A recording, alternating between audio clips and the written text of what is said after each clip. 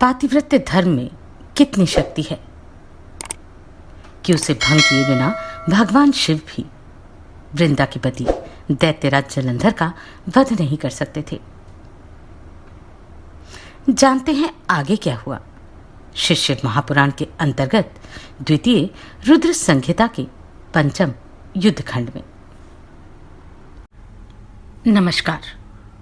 मेरी इन audio books को सराहने के लिए धन्यवाद।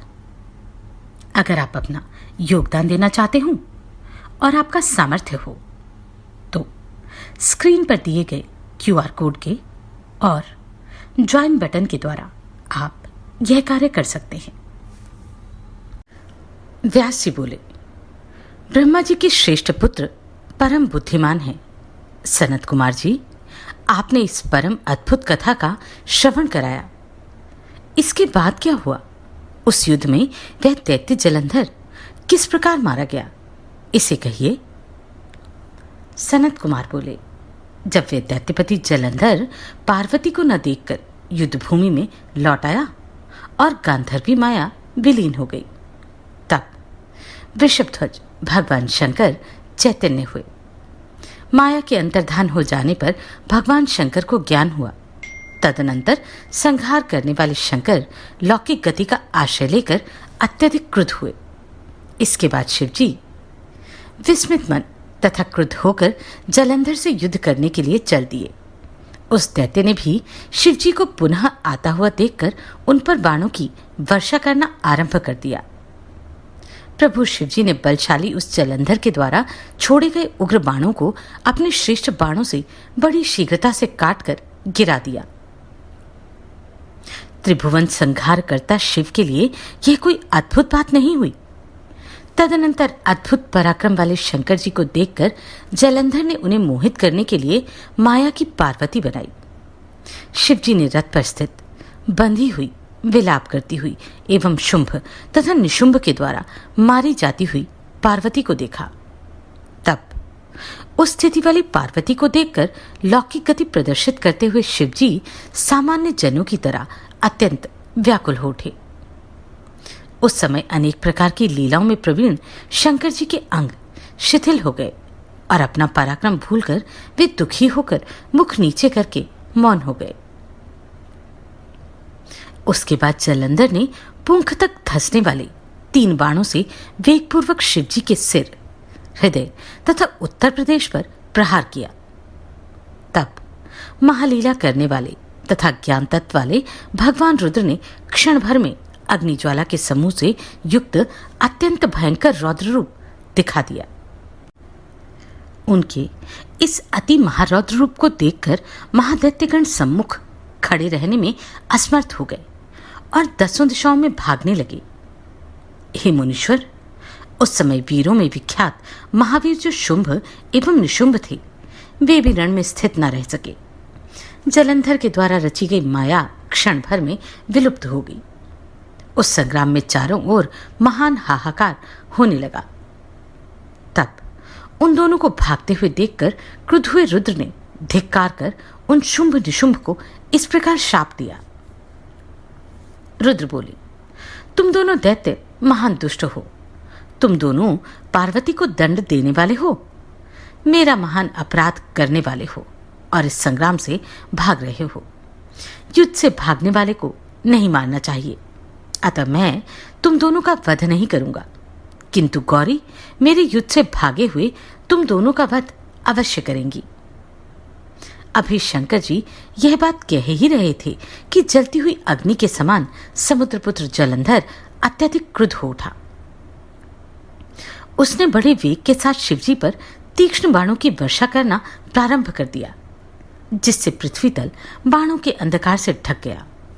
अभी रुद्र उसके बाणों को काटने में लगे ही थे कि इतने में उस बलशाली ने परिध से वृषभ पर प्रहार किया। उस प्रहार से आहत हुआ वृषभ रणभूमि से पीछे की ओर हटने लगा। शंकर जी के द्वारा खींचे जाने पर भी वह युद्ध भूमि में स्थित न रह सका। हे मुनीश्वर, उस समय महारुद्र ने सभी के लिए अति दुस्सह अपना तेज लोक में दिखाया। यह सत्य है। उन प्रभु रुद्र ने अत्यधिक क्रुद्ध होकर रौद्र रूप धारण कर लिया और वे सहसा प्रलयकाल की अग्नि के समान अत्यंत भयंकर हो गए। मेरु श्रृंग के समान अचल उस दैत्य को अपने आगे स्थित देखकर तथा उसे दूसरे से अवध्य जानकर वे स्वयं उस दैत्य को मारने के लिए उद्यत हो गए। जगत की रक्षा करने वाले उन महाप्रभु ने ब्रह्मा के वचन की रक्षा करते हुए और हृदय में दया का भाव रखते हुए उस दैत्य के वध के लिए मन में निश्चय लिया। उस समय क्रोध करके अपनी लीला से त्रिशूलधारी भगवान शंकर ने महासमुद्र में अपने पैर के अंगूठे से शीघ्र ही भयानक तथा अद्भुत रथ चक्र का निर्माण किया। उन्होंने उस महासमुद्र में अत्यंत जाज्वल्यमान रथ चक्र का निर्माण करके तथा वह स्मरण कर कि निश्चय ही इससे तीनों लोगों का वध किया जा सकता है, वे दक्ष, अंधक, त्रिपुर तथा यज्ञ का विनाश करने वाले भगवान शंकर हंसते हुए बोले, हे जलंधर, मैंने महासमुद्र में अपने पैर के अंगूठे से इस चक्र का निर्माण किया है। यदि तुम बलवान हो तो इस चक्र को पानी के बाहर करके मुझसे युद्ध करने के लिए ठहरो, अन्यथा भाग जाओ। सनत कुमार बोले।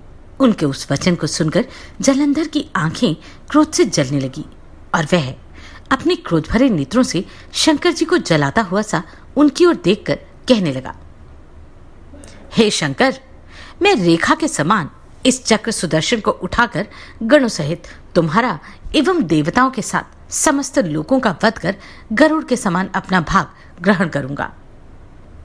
हे महेश्वर, मैं इंद्र सहित चर अचर सभी का नाश करने में समर्थ हूं। इस त्रिलोकी में कौन ऐसा है जो मेरे बाणों के द्वारा अभेद्य हो। मैंने अपनी बाल्यावस्था में ही तपस्या के प्रभाव से भगवान ब्रह्मा को भी जीत लिया था और वे बलवान ब्रह्मा मुनियों एवं देवताओं के साथ मेरे घर में हैं। हे रुद्र, मैंने चराचर सहित संपूर्ण त्रिलोकी को क्षण भर में जला दिया और अपनी तपस्या से भगवान विष्णु को भी जीत लिया है। फिर मैं तुम्हें क्या समझता हूं? इंद्र, अग्नि, यम, कुबेर, वायु, वरुण आदि भी मेरे पराक्रम को उसी प्रकार नहीं सह सकते जिस प्रकार सर्प गरुड़ की गंध को भी सहन नहीं कर सकते। हे शंकर, स्वर्ग तथा भूलोक में मेरे लिए कोई वाहन नहीं मिला। मैं समस्त पर्वतों पर जाकर सभी गणेश्वरों को परास्त किया करता हूं। मैंने अपने शरीर से घिसकर पर्वतराज हिमालय, मंदर, शोभामय नील पर्वत तथा सुंदर मेरू पर्वत को अपने बाहुदंड से घिस डाला है। मैंने हिमालय पर्वत पर लीला करने हेतु अपनी भुजाओं से गंगा जी को रोक दिया था। मेरे भृत्यों ने शत्रु देवताओं पर विजय प्राप्त की है। मैंने बड़वानल का मुख अपने हाथों से पकड़कर जब बंद कर दिया, उसी क्षण संपूर्ण जगत जलमय हो गया था। मैंने ऐरावत आदि हाथियों को समुद्र के जल पर फेंक दिया तथा रथ सहित भगवान इंद्र को सैकड़ों योजन दूर फेंक दिया था। मैंने विष्णु जी के सहित गरुड़ को भी नागपाश में बांध लिया तथा उर्वशी आदि अप्सराओं को अपने कारागार में बंदी बना लिया। हे रुद्र, त्रिलोकी पर विजय प्राप्त करने वाले मुझ सिंधुपुत्र महाबलवान महादैत्य जलंधर को तुम नहीं जानते। सनत कुमार बोले। उस समय महादेव से ऐसा कहकर उस समुद्रपुत्र जलंधर ने युद्ध में मारे गए दानवों का स्मरण नहीं किया और ना तो वह इधर उधर हिला डुला ही। उस दुर्विनीत एवं मदांध दैत्य ने दोनों बाहुओं को ठोककर अपने बाहुबल से तथा कटु वचनों से रुद्र का अपमान किया। उस दुष्ट के द्वारा कहे गए अमंगल वचनों को सुनकर महादेव हंसे तथा बहुत क्रोधित हो गए। उन्होंने अपने पैर के अंगूठे से जिस सुदर्शन नामक चक्र का निर्माण किया था उसको अपने हाथ में ले लिया और उससे उसको मारने के लिए रुद्र उद्यत हो गए। भगवान शिव ने प्रलयकाल की अग्नि के सदृश एवं करोड़ों सूर्य के समान दैदीप्यमान उस सुदर्शन चक्र को उस पर फेंका। आकाश तथा भूमि को प्रज्वलित करते हुए उस चक्र ने वेग से जलंधर के पास आकर बड़े बड़े नेत्रों वाले उसके सिर को वेगपूर्वक काट दिया।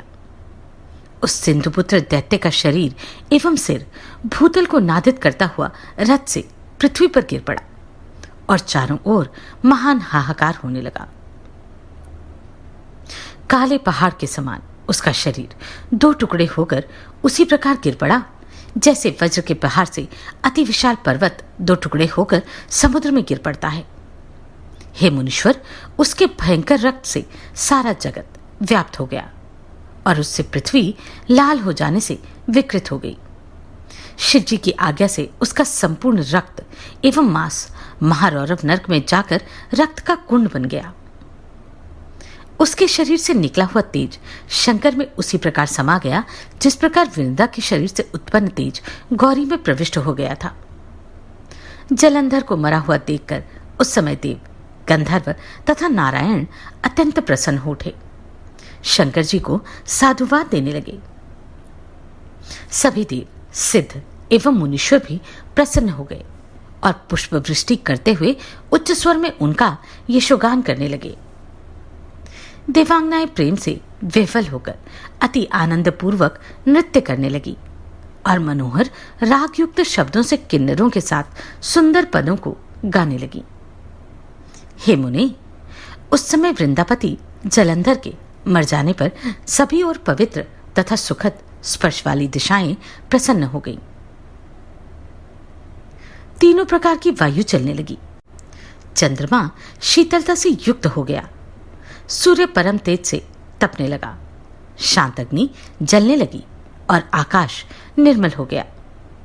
इस प्रकार हे मुने, अनंत मूर्ति सदाशिव के द्वारा उस समुद्र पुत्र जलंधर के मारे जाने पर संपूर्ण त्रिलोक्य अत्यधिक शांतिमय हो गया।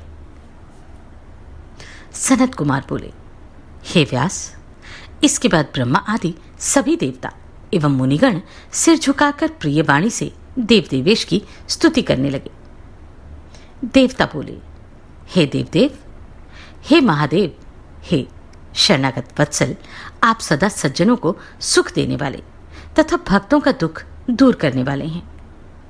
आप अद्भुत उत्तम लीला करने वाले, एकमात्र भक्ति से प्राप्त होने वाले, दुर्लभ तथा दुष्टजनों के द्वारा दुराध्याय हैं। हे नाथ, आप सर्वदा प्रसन्न रहें। हे प्रभु, वेद भी यथार्थ रूप से आपकी महिमा को नहीं जानते। महात्मा लोग अपनी बुद्धि के अनुसार आपके उत्तम यश का गान करते हैं। हजार मुखों वाले शेषनाग आदि प्रेम पूर्वक सदा आपकी अत्यंत गूढ़ महिमा का गान करते हैं एवं वे अपनी वाणी को पवित्र करते हैं। हे देवेश, आपकी कृपा से जड़ भी ब्रह्म ज्ञानी हो जाता है और आप सदा भक्ति से ही प्राप्य हैं, ऐसा वेद कहते हैं। हे प्रभु, आप दीनदयाल तथा सदा सर्वत्र व्यापक, निर्विकार तथा सज्जनों के रक्षक हैं। आप सद्भक्ति से आविर्भूत होते हैं। हे महेशान, आपकी भक्ति से बहुत लोग इस लोक में सभी प्रकार के सुख का उपभोग करके सिद्धि को प्राप्त हुए हैं और निराकार उपासना से दुखित हुए हैं। हे प्रभु, पूर्व समय में यदुवंशी भक्त दाशरहा तथा उनकी पत्नी कलावती ने आपकी भक्ति से ही परम सिद्धि प्राप्त कर ली थी। हे देवेश, इसी प्रकार राजा मित्रसह तथा उनकी पत्नी मदयंती ने आपकी भक्ति से ही परम कैवल्य पद को प्राप्त किया था। कैकेय नरेश की सौमिनी नामक कन्या ने आपकी भक्ति से महायोगियों के लिए भी दुर्लभ परम सुख प्राप्त किया था। हे प्रभु, राजाओं में श्रेष्ठ विमर्शन ने आपकी भक्ति से 7 जन्म पर्यंत अनेक प्रकार के सुखों का उपभोग करके सद्गति प्राप्त की थी। निपश्रेष्ठ चंद्रसेन ने आपकी भक्ति द्वारा दुख से छुटकारा पाया तथा इस लोक में एवं परलोक में नाना प्रकार के भोग प्राप्त करते हुए वे आनंद करते रहे। महावीर के शिष्य गोपीपुत्र श्रीकर ने भी आपकी भक्ति से इस लोक में परम सुख भोग कर परलोक में सद्गति प्राप्त की। आपने प्रसन्न होकर सत्यरथ नामक भूपति का दुख हरण किया तथा उन्हें सद्गति प्रदान की। आपने राजपुत्र धर्मगुप्त को सुखी बनाया तथा उन्हें तार दिया। हे महाप्रभु, आपने माता के उपदेश से आपकी भक्ति करने वाले शुचिव्रत नामक ब्राह्मण को कृपापूर्वक धनवान तथा ज्ञानी बना दिया। निपश्रेष्ठ चित्रवर्मा ने आपकी भक्ति से इस लोक में देव दुर्लभ सुखों को भोग कर अंत में सद्गति प्राप्त की। चंद्रागत नामक राजपुत्र ने अपनी स्त्री सीमंतिनी सहित आपकी भक्ति से सारे दुखों को त्याग कर सुख संपन्न हो महागति को प्राप्त किया। हे शिव, मंदर नाम वाला ब्राह्मण जो वैश्यगामी, अधम तथा महाखल था, वह भी आपकी भक्ति से युक्त होकर आपका पूजन कर उस वैश्या के साथ सद्गति को प्राप्त हुआ। हे प्रभु, भद्रायु नामक राजपुत्र ने भी आपकी भक्ति द्वारा कृपा प्राप्त कर दुखों से मुक्त हो सुख प्राप्त किया और माता के साथ परम गति प्राप्त की। हे महेश्वर, सदा अभक्ष्य भक्षण करने वाला तथा सभी स्त्रियों में संभोगरत दुर्जन भी आपकी सेवा से मुक्त हो गया। हे शंभो, चिता की भस्म धारण करने वाला शंबर जो शिव का महाभक्त था, यह नियम पूर्वक सदा चिता का भस्म धारण करने से शंकर रूप होकर अपनी स्त्री के साथ आपके लोक को गया। हे प्रभु, इसी प्रकार भद्रसेन का पुत्र तथा उसके मंत्री का पुत्र जो उत्तम धर्म तथा शुभ कर्म करते थे और सदा रुद्राक्ष धारण करते थे, वे दोनों ही आपकी कृपा से इस लोक में उत्तम सुख भोग कर मुक्त हो गए। ये दोनों ही पूर्व जन्म में कपि तथा कुकुट थे और रुद्राक्ष धारण करते थे। भक्तों का उद्धार करने में तत्पर रहने वाले हे नाथ, पिंगला तथा महानंदा नामक दो वैश्याएं भी आपकी भक्ति से सद्गति को प्राप्त हुई। किसी ब्राह्मण की शारदा नामक कन्या बाल विधवा हो गई थी। वह आपकी भक्ति के प्रभाव से पुत्रवती तथा सौभाग्यवती हो गई। नाम मात्र का ब्राह्मण वैश्यगामी बिंदुक एवं उसकी पत्नी चंचुला दोनों ही आपका यह श्रवण कर परम गति को प्राप्त हुए। हे प्रभु, हे महेशान, हे दीनबंधो, हे कृपालय, इस प्रकार आपकी भक्ति से अनेक जीवों को सिद्धि प्राप्त हुई है। हे परमेश्वर, आप प्रकृति तथा पुरुष से परे ब्रह्म हैं। आप निर्गुण तथा त्रिगुण के आधार हैं और ब्रह्मा विष्णु हरात्मक भी आप ही हैं। आप निर्विकार तथा अखिलेश्वर होकर भी नाना प्रकार के कर्म करते हैं। हे महेश्वर शंकर, हम ब्रह्मा आदि सभी देवता आपके दास हैं।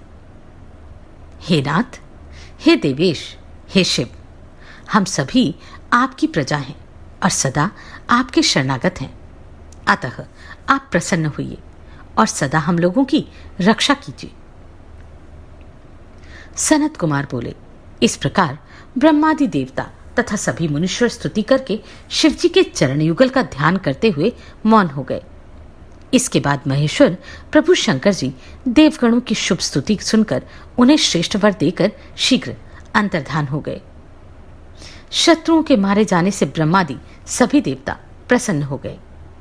शिवजी के उत्तम यश का गान करते हुए अपने अपने धाम को चले गए।